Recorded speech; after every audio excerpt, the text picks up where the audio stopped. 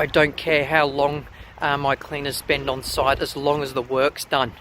Geez, it's an objection I've heard plenty of times before, and I've often dismissed it and thought, okay, well, I'll move on. But more recently, particularly what was yesterday, I had a meeting with someone who actually did mention that.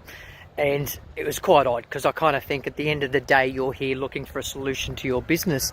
And a lot of the times, I think that business owners sometimes are too close to the problem to understand that not looking at something like that, a concern, is probably one of their biggest barriers or biggest problems to actually fix and resolve their business. So so I wanted to kind of speak to that this morning while it's kind of fresh in my mind. You've got a beautiful morning here. Sun's coming up, and I thought I wanted to get this out of my brain because I've been thinking about it. But when I've spoken on other videos about the fundamentals of what a cleaning business is, and those fundamentals include that we often charge our clients an amount of money based on the time it takes to do that work and complete that task list. So as a business, if we don't care, one, about attendance, making sure our team are where they're supposed to be, delivering the thing, if we don't care about how long that they're spending on site, then we're also ignoring one of those fundamentals. If we don't deliver clear and precise task list to our team in the field, then we're not even giving them the task list. And if we're not tracking that that's been done, we're really not delivering any of the fundamentals of what a cleaning service is. We're actually doing a lot of hoping and dreaming. You know, we're sending people out into the wilderness and hoping that they will just do what they're supposed to do. When I speak to users every day, that's their problem, that the teams aren't doing what they're supposed to be doing. Yes, we always have some superstars in our business, and hats off to those superstars, but those, in a lot of businesses, those superstars are a rarity. They probably represent maybe 50% of our workforce, but we've always got to build our businesses based on the worst ever employees that came into our business. So, when I spoke to this gentleman recently, the discussion was, I was discussing with him an area of freshOps where we show you the variance in the difference between the actual time and the scheduled time inside freshOps. And he kind of said, "Oh, look, Marty, I'm not too concerned about that. As I don't care how long the cleaners are there, as long as the customer's happy." The risk with that is your only indicator of drop of quality of work is your inspections that you might do once a month. And when I speak to most business owners, they're just as concerned about the fact that their supervisors may not be doing the inspections than they are about the work not being done, right? So, and those inspections don't always happen. If we all go hand on heart, we're not all inspecting our sites every month. So if we're not doing that every month, and we're concerned about our supervisors not doing their inspections, then we're relying on the client to get unhappy before we are going to do anything about our service delivery. And once the client's been unhappy, what effort do you have to go to deliver the work for them? It's more work. When I speak to users, and sometimes they go, "Oh, there's a lot of setup here, and I've got to do this or I've got to do that, and I don't have time." I'm like, that's because you're spending all your time putting out fires each and every day. If you actually refocused your time inside your business around systemizing it, then you wouldn't spend your day putting out fires. I've spoken previously about implementing systems inside my own business, and it alleviated all my problems. Right? Because I started to focus on the problems. I started to put systems in place. I started to put things in place so that I wasn't getting any surprises day to day from my team. And look, it's not a bulletproof approach, but it was far better than just flying by the seat of my pants, completely unaware of where my team were, having no idea what they were doing each and every day, and having no record of our service delivery at all. So when we think about, if we go back to those fundamentals, you need to make sure, one, that you've got an attendance system in place. You need to know that your team arrive. You have to. Two, you need to know how long they're there, and 3, they need to know what tasks they're doing, and you need to be able to report on that. This conversation with this gentleman ended up coming full circle when he said that he didn't care, because he mentioned that, oh yeah, some of this stuff would have really saved me in the past. I said, well, what do you mean it would have really saved you? He goes, well, I've lost cleaning contracts in the past, but one particular one, he started to tell me the story. The cleaner didn't arrive on site because that's what his main goal was, just attendance originally. And he said the cleaner didn't rock up one day, and then the client rang up and they were unhappy, and they were a bit annoyed. And I'm like, what? So you lost a contract just because the cleaner didn't rock up once? He's like, oh well, no. They checked the security system, and that's how they found out that he wasn't there. And then they started to dig and noticed that he wasn't spending the correct amount of time on site. I'm like, right. He goes, well, he was supposed to be spending 3 hours of clean, and he was only spending anywhere from 2 to 2.25 hours, and they were kind of annoyed by the amount of time that they got. And I went, okay, well, and what was the service delivery like? Were they happy with the service? He goes, well, or were you happy with the cleaner's service? He goes, well, it wasn't the best. It was, it wasn't terrible, but it wasn't amazing. And I went, well, if it wasn't terrible and it wasn't amazing, what's going on? And when we kind of sat down, we kind of looked at it and went, I kind of said, okay, so let me recap here. You're telling me that you don't care how long the cleaners spend on site. But in the same sentence, you've just told me about an instance where if you did care and you knew how long your team spent on site, you could have identified that the cleaner was cutting corners, and you could have rectified a service issue well before the client was aware. And if you knew when your team arrived and left every day, you would have known that evening that he didn't arrive, and you could have been on the front foot in the morning to the client and say, look, our apologies, we've had a problem in the field, your clean hasn't been done, I can redo that. And you would have been giving your client a proactive response to your service delivery. And he's started to nod. I went, right. He goes, I said, because your way is reactive management.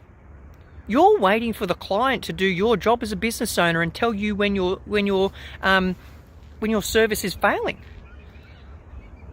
I said, no one does that. You don't go into a restaurant and complain, or the client asks you to complain first beforehand. Well, what do? They actually come up and ask you if everything's all right in that meal, because they don't want to have to try and fix an unhappy client. They want you to be happy off the bat, so they're going to do everything they can do to make sure that happens straight off the bat before your feelings and your emotions chime in and completely skew your experience. And in addition to that, when I kind of said to him, so, okay, well, what was the final thing of the straw that made you lose the contract? Because obviously, I've ran businesses before when I rallied hard to fix something. And he said, well, the client, when they looked through all the CCTV records to make sure that we were doing what we're doing, they actually found that the cleaner was only really spending that time, and they were quite upset. They thought it was like, that they were not getting what they paid for. And I said to him, well, and who did they think was taking all the profit? And he said, well, they presumed it was me. I said, but was it? He said, well, no. I said, it was the cleaner. The cleaner was taking all the profit. Who, in their right mind, would be giving wages away for free to someone who's also not performing well on site? Cleaners aren't paid the highest around the place, around the world globally. But when you start factoring in that often when we're using paper-based timesheet systems and the job might be worth 3 hours and they submit a timesheet for 3 hours but go home in 2 hours, that raises their rate significantly. quite often in a lot of cases when they're on a couple of late penalty rates, I know there's not penalty rates globally, but sometimes when there's penalty rates, that really skyrockets that rate. And again, that would be fine if your customer was happy, but you don't have a way to find out if your customer's going to be unhappy before this all kicks off. So the client pulled the contracts because they presumed that he was taking all the money. They wouldn't have even presumed that it was actually going into the cleaner's pocket. And I think the lesson to kind of take out of this is if we look towards other industries now, and we look at like the fundamentals of an aeroplane, right? Travel services. Those services you pay to go in a big tin can, and a pilot is there to take you from one end and deliver you safely to the other. Now, to make that happen, they have bells and whistles and tracking, and everything's kind of monitored within an inch of its life. But imagine if literally you just rocked up and there was a guy on a tarmac with a captain's suit on, and he said, "Get in, let's go. We'll all see you at the other end." And they left, and no one knew where the plane was. Yes, we had a guideline on when it was expected to land, but we weren't tracking it. And at the other end, we just told the people at the other end to expect this plane with 250 passengers to land later in the evening. No, that just would not happen. Yes, there's a couple of plane flights that don't reach their destination, but that's a very small percentage, right? If I put another analogy on it, it's crazy to think your latest Amazon purchase is more important to you than where your cleaners are at any point in the evening. And that's a concern from a safety perspective, but let me keep going on that. When you buy something off Amazon, the reason that Amazon has kind of grown is, yes, they've got a big product stack there, but the amount of information and tracking that you get when you make your purchase, you know when it's being processed, you know when it's being dispatched, you know when it hits the courier, you know when it hits the depot in your local city or town, you know when it's with the courier, you know when it's arrived, and you even get this little thing at the end to say, were you happy with it? And that's because they're just not going to put and build their whole business off the trust and the hope that all those individual parties along that service delivery route do their job. They're not going to trust someone who's out at night unsupervised to do their thing every day. And that's not to say that those people can't be trusted. And that's not what I'm trying to say. I don't want you to think that I think that every cleaner is a untrustworthy person that's just trying to screw you, your customer, and the business. Nothing like that. I've had my whole team were amazing. But what I'm trying to say is that you have to be playing in the margins of your worst employee that you ever had. And true success comes from being able to make your worst employee deliver the service as normal. Not your best. Stop focusing on your best. How do you get the best will continue to rise up? We need to make sure, and this is all coming from that same kind of analogy of making sure that we know every step of our service delivery. So when you talk about all these other bells and whistles that you might need in your business, and you need this and you need that, I really want you to have a big think about what are the fundamentals of your business. Are you tracking those fundamentals, and are you doing it with accuracy?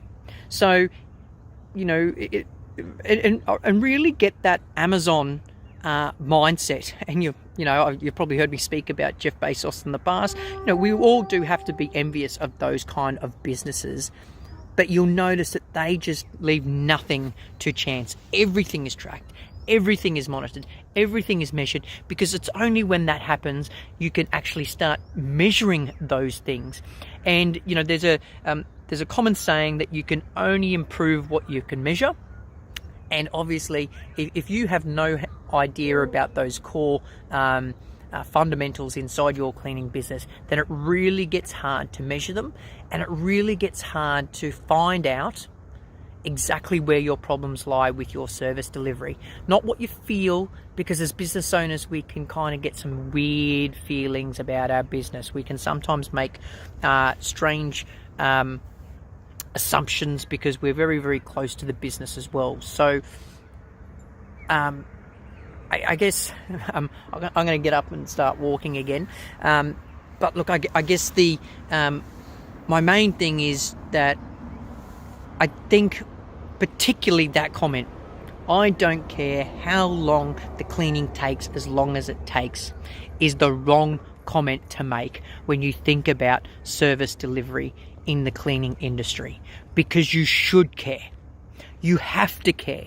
It is critical that you're across exactly how long your team are spending on site, because if you're not, then you're just you're not focused on one of the most important functions that you're both billing on, invoicing on, and estimating on, which is time spent on site. I'd love to hear your comments, feedback. I'm sure I might ruffle some feathers with this video, but look, welcome the feedback.